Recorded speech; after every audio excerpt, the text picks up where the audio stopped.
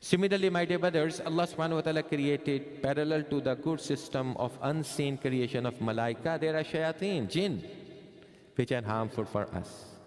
So what certain amals, whatever the amal we do, we either put ourselves in a unseen system of Allah's of protection through malaika, or we are making ourselves prone to unseen hormone system of Allah, of shayateen and jinn.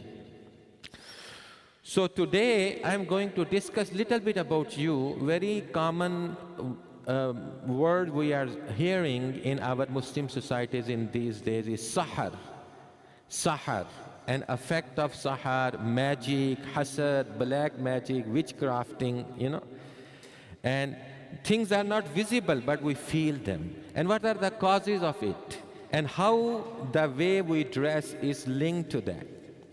First of all, Allah subhanahu wa ta'ala mentioned in the Quran about the importance of dressing and the proper dressing which defined Allah in His Sharia. And that has been defined from ages. That is defined in the Bible, in the Torah, in the Psalm, and likewise in the Quran. And Allah subhanahu wa ta'ala is saying about the dress that is being revealed on you, something which come from Allah, like the revelation of Quran.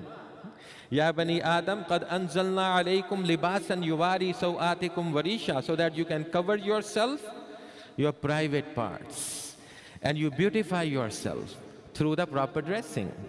وَلِبَاسُ التَّقْوَى ذَلِكَ خَيْرٌ ذَلِكَ مِنْ آيَاتِ اللَّهِ. So the clothing is a sign, proper clothing is the sign of Allah.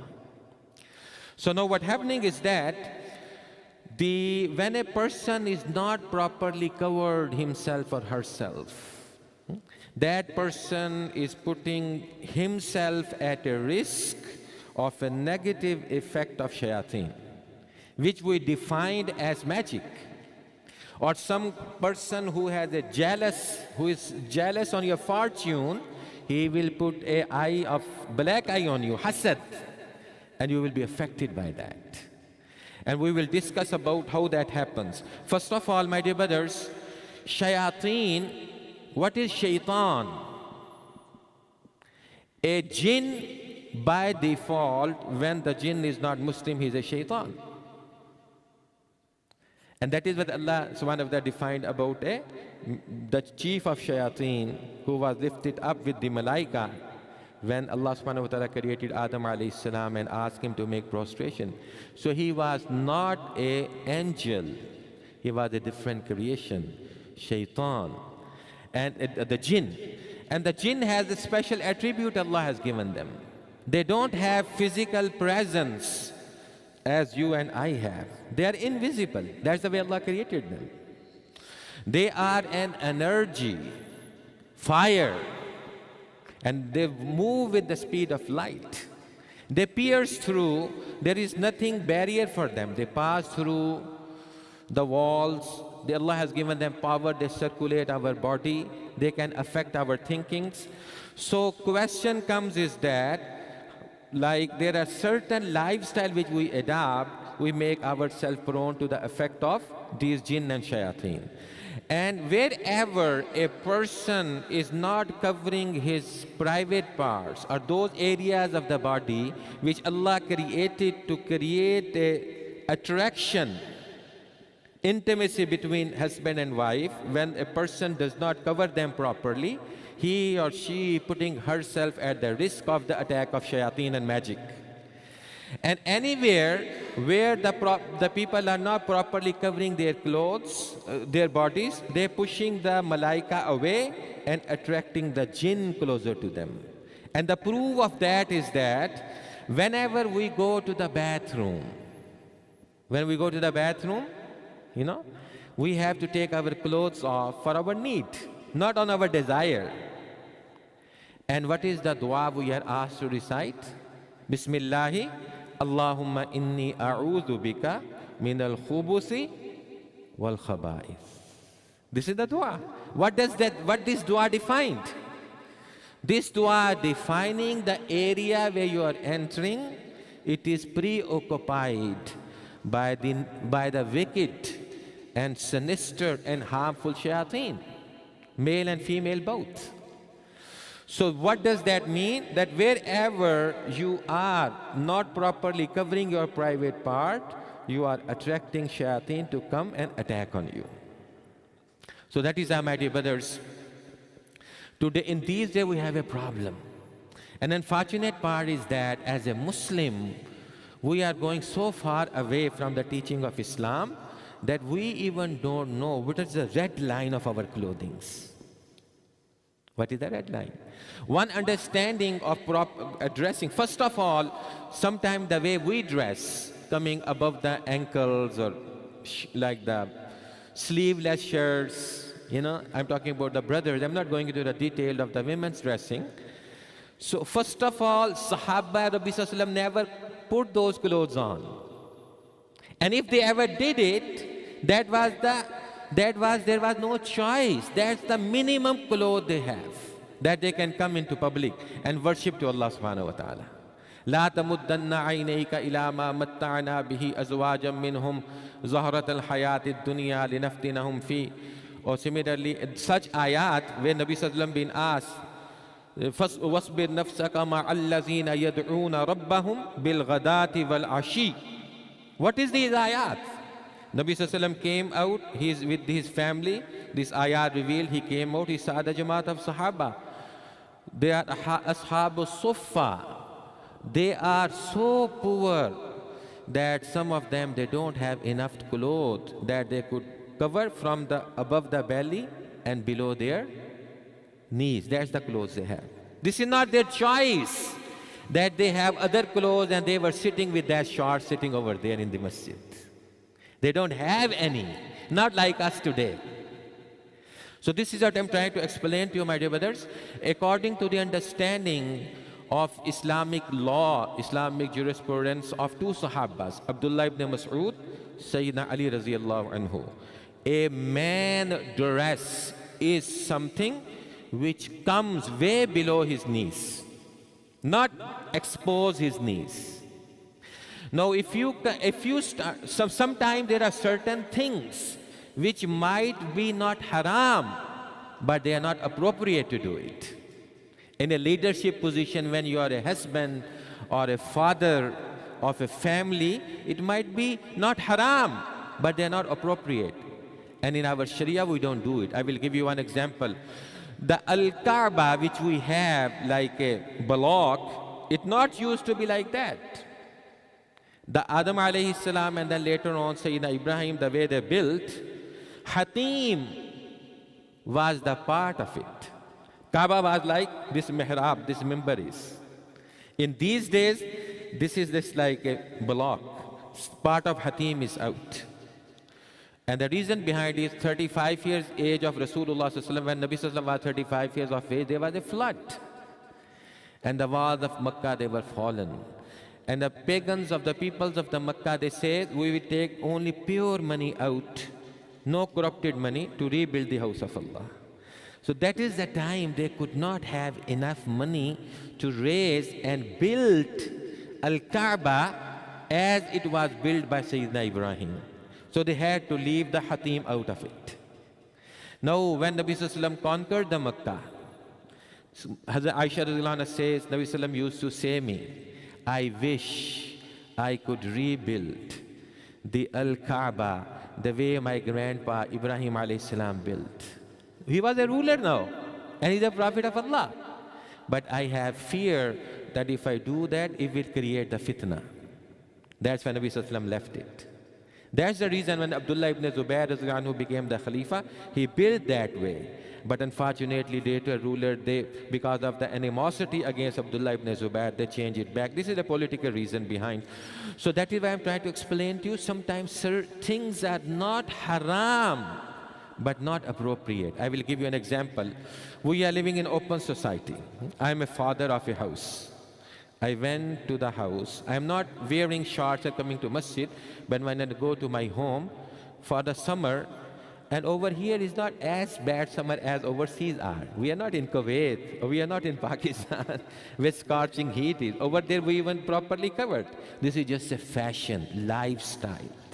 We just want to hide our identity. No, we put the shorts on. And these shorts are not according to the define of the Sharia. Some of them, they are way up of the ankles, way up of the knees. Now, you put it on and you say, Sharia, allow me to do it. What about your daughter if she wants to put on? Will you stop her? Because the place where she works, or the school where she goes, or the society where she lives, she's seeing non-Muslim girls are wearing. They're wearing the shorts. They're wearing the clothes of the upper body where the excessive skin is exposed. If you are putting something sleeveless and short over here and you're walking with your family outside, you expect them to follow the whole Sharia.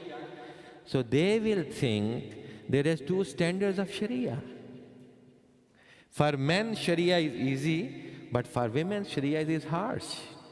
So your action is encouraging your coming generations to putting the clothes on where the coming generations, Muslim children and girls, clothing will be in such a way, as the hadith says, the women will clothe, but it will be just like they are without clothes. Skin will be exposed and the thighs will be exposed. Imagine it. If your daughter, your sister, your wife start putting those clothes on and you say, why you are putting? She said, you also have a shorts on. Why I cannot? This is a free society. So what happened as a result of that? You are attracting shayateen to live with you in your house. Now there, how could you expect when the malaika live, then there will be a love between husband and wife? How could you expect there will be a love between parents and children? You already pushed the malaika out. You are attracting shayateen to come. Just like a person is standing outside, a scorching heat, or there is a very cold temperature, and he is shivering, somebody asking him, put the hard clothes on, warm clothes on. He said, no, I will not put those warm clothes on, but I should not shiver. People will say, you crazy. What you thinking, the way you want the solution, it's against the laws of nature. Same way you want a love and harmony in your family. You should not be affected by the magic and the hasad and the witchcraft. But you living in such a way, yeah, you yourself making prone to the attacks of these all kind of harmful things. And then you cannot blame to anyone else except yourself. People living without clothes. I mean, you come home and living without clothes. I mean, what is that? Sharia is so strict with clothing, if you ask the scholars. Husband and wife, they are doing intimacy, you know. Even then, there is a hukam that you cover yourself with sheet. It should not be uncovered. If you are going to the bathroom, the Sharia says, if you have to take the shower, still that part of the private area, you still covered with some short cloths. Only you expose it when you have to wash it. So strict rules of Sharia. And why they are all those rules? So that unseen, harmful creation of Allah, which have a tendency to attack such persons, should not harm you. This is the main purpose. Allah is not going to get any benefit out of it. So that is, my dear brother, when you push malaika away and pull the shayateen towards you, then what happened? إِنَّ الَّذِينَ يُحِبُّونَ أَن تَشِيعَ الْفَاحِشَةَ فِي الَّذِينَ آمَنُوا لَهُمْ عَذَابٌ أَلِيمٌ. This ayat. Second ayat is another place that the وَمَن يَعْشُ عَن ذِكْرِ الرَّحْمَنِ نُقَيِّضْ لَهُ شَيْطَانًا فَهُوَ لَهُ قَرِينٌ فَإِنَّهُمْ لَا يَصُدُّونَهُمْ عَنِ السَّبِيلِ وَيَحْسَبُونَ أَنَّهُمْ مُهْتَدُونَ. You know? So when you adopt this such a lifestyle, then what happens? Sharia and ibadat and spirituality is weak in my life. Then Allah subhanahu wa ta'ala say, the absence of this positivity automatically bring the negativity on you, which is a shaitan. Allah subhanahu wa ta'ala say, those people who go away from our worship and ibadat, we put shaitan onto them. Shaitan become their friend, and he or she thinks I am on the hidayat, but actually they are the wrongdoer. They are away, going on the wrong path. This is what the shaitan will do. When you basically push the spirituality away from you, in the ladina, if you love a lifestyle where there is no modesty, in the ladina yuhibbuna an tashi' al fahisha, you like that lifestyle. So then what will happen? You know, I mean this ayat, I mean another one.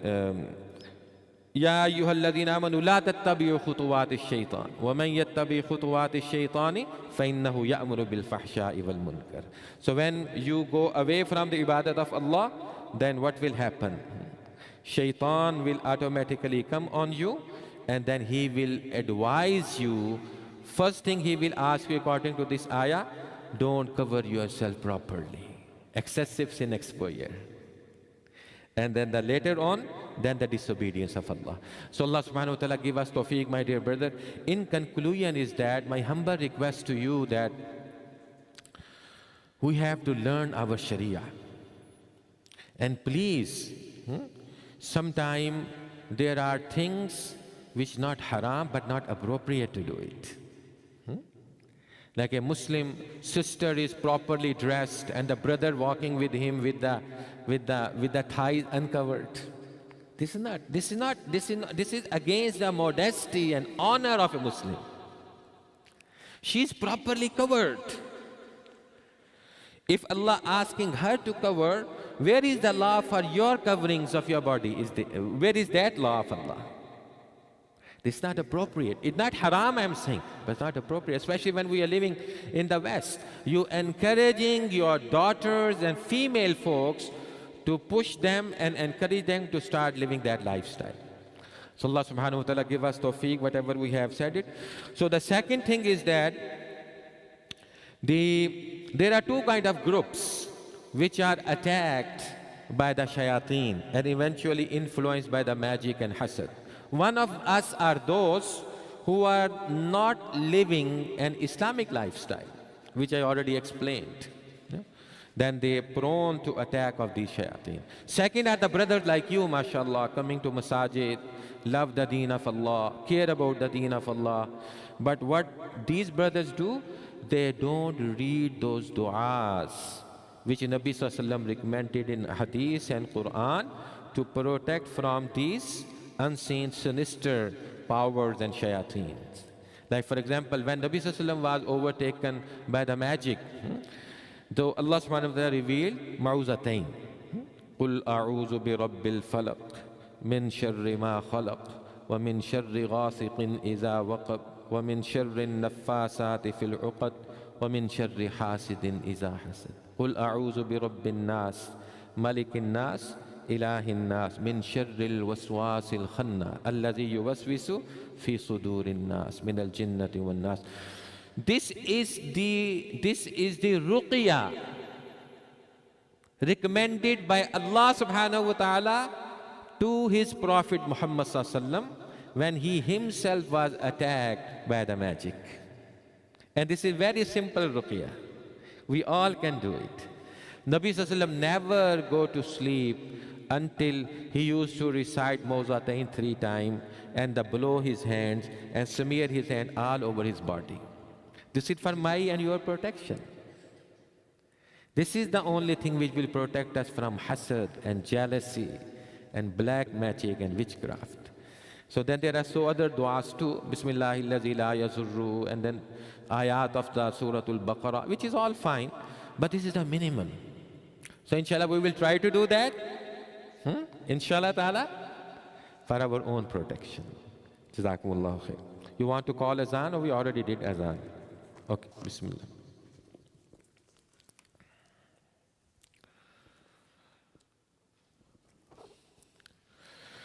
Alhamdulillah, alhamdulillah, alladhi talattafa bi'ibadihi